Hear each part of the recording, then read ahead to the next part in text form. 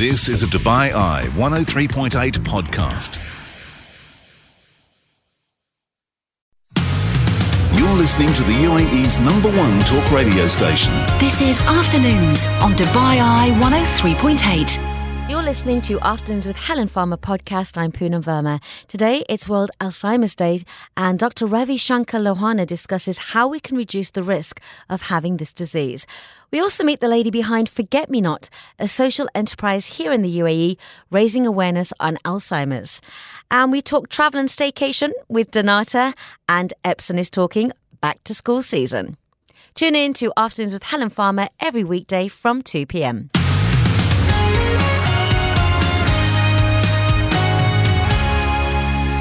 Now, we all hear that memory loss is part of aging, but when does it cross over and become more serious? Well, today is World Alzheimer's Day, and it's a global effort to raise awareness and challenge the stigma around Alzheimer's disease, another dementia, which 55 million people across the world actually suffer with. Now, to find out more about the condition and how we can even prevent or even reduce the risk of having it as we age, I'm joined by Dr. Ravi Shanker Lohano. He's a specialist neurologist at Saudi German Hospital in Ajman. Welcome to the show, Dr. Ravi. How are you doing? I'm good. Thank you so much for the invitation here. Thank you for joining us. Now, my memory comes and goes depending on how much sleep I've had and everything. And also, as you get older, there's hormonal changes, especially with women too. Can you first break it down before we all worry, do we have Alzheimer's? What exactly is it? What is going on in the brain? So actually, Alzheimer is one type of dementia. And dementia which affects some kind of mental conditions which can manifest into the memory thinking, judgment, your behavior and your focus. So one of the most common cause of dementia is Alzheimer, which is 60 to 70% of the cases. And it leads to a various impact in your quality of life, in respect of your daily living and your thinking and your process of your quality of life. So Alzheimer is a neurological disease which can lead to a neurodegenerative, and there are some pathological changes in the brain cell which is called neuron.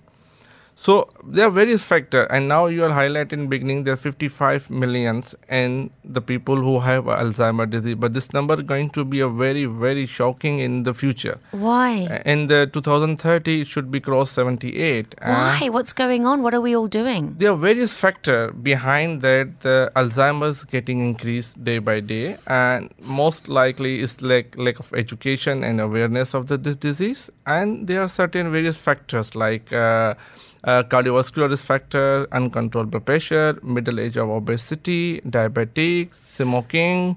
So hang on a minute. Before we used to associate it with as we get older, your brain deteriorates. First of all, is that true? Does your brain deteriorate in some capacity? So, it's categorized. It's up to the 65 years of age, there is some percentage. And if we cross to from 65 to 75, there's some other percentage. And then above from 75 to 85, there's some percentage. Say, for example, if you have 1 to 5% chances till 65 years of age. And then it goes to do 10 to 13% of the cases and till 75 years of age. And then 85 and above is about more than cross 30% of the okay, so I'm trying to figure out, why is it that if I think about my mum's memory, especially her long-term memory, is probably 20 times better than mine. She remembers the smallest things. So, and she's older than me, 30 years older than me. She's not young at all. So why is her memory suddenly better than mine? I mean, it doesn't feel like it's affecting her, but I've seen aunties, one of my aunties passed away with dementia this year. And, they say, keep your brain active. She was an entrepreneur. She had her own business. She was the most active woman I know. She had a very strong head. So why did it affect her? This is where I'm confused about. I discussed earlier that it's your quality of life, how you get engaged in your brain, in social activity and your brain activities and your stress level, sleeping, and your dietary habits, because diet play a very important role, and how you deal with your whole life of your activities and your surrounding and brain activities and your colleagues. Because some people who have isolation and they have a very less brain activity, they're not new tasks to be learned, like skills, these things, and that will be affecting your memory and focus and judgment and your quality of life will be affected and you grow older. But there are very other factors in medical point of view. There are some protein which getting deposit in your brain and which leads to be dementia and that category of the patient very earlier age.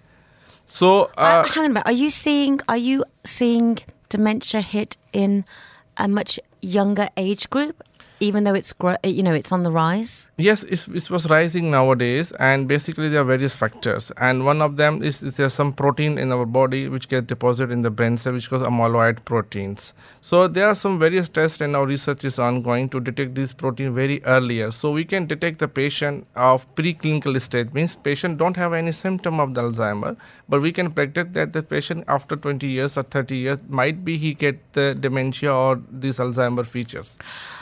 So is this the research that you're talking about? Because I read that in Sydney on the news recently, Australian researchers, they've developed a simple, cheap and non-invasive blood test that can help predict a person's risk of developing Alzheimer's disease up to 20 years before symptoms show. So is this one of the most advanced researches that have come out recently? Of course, this is very recent. This will give us a new hope that we can prevent many of the patients before they developing the actual disease. Right. And so what is the rise you said? How many people will have it in maybe 10, 20 years?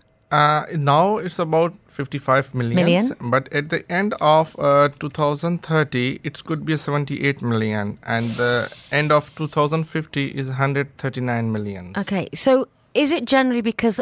Let's talk about stress right now. How does stress impact that? Because, we've been seeing a lot of people struggling with heart attacks and heart issues. You're talking about obesity. All of these are making an impact on Alzheimer's. Our general health is getting worse then. Is that what you're saying?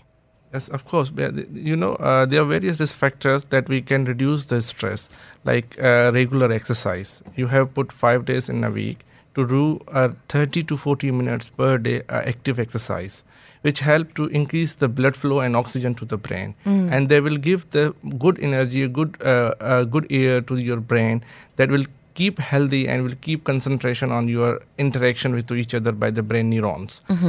Other thing is your diet. And diet is very impact. You can put into the fresh fruits, berries, which contain high antioxidant, and some grains, and these things like omega-3 fatty acid and antioxidant, which help in prevent the brain neurons from aging. So this diet and the regular exercise and maintain your quality of life. What about mental activity? Like, you see a lot of people doing crosswords as they get older, playing bingo or chess or something. Is this really important as well? Yes, of course, 100%. Because the old age people, I will encourage them to reading the books more, and they try to learn new skills at their age possible, or they will play some chess or puzzles games, and these things are to keep your mental active and involved in activity. And I will also add one more point, that social engagements. If you're social gathering, social engagement, you go outside, meet new people, share your ideas, get your ideas. Keep yourself engaged, not make yourself in isolation. Yeah, but there's a lot of that going on because people kind of engage themselves in their phone. So especially with the younger generation, they're not socializing as much as we used to, I suppose. What are some of the major symptoms, signs, if we think somebody might be having a problem compared to someone just has a bit of a bad memory day? The main factors, which is memory, from where this disease started, and then after that it affect your thinking, judgment. Your speech, does it affect your speech? In the later stage of the life, it will affect the speech, affect the swallowing, affect the walking, and affect your all daily activity will be lead to be disabled, and you will unable to do at the start of age 85 or above, and then you will be a very handicapped and to depend on all of these your daily activity on the others. Yeah, so caretakers. Take care of your health and take care of your memories. I think that's the message here. Main message here. Thank you so much, Dr. Ravi. This content is for informational purposes only and does not intend to substitute professional medical advice, diagnosis or treatment.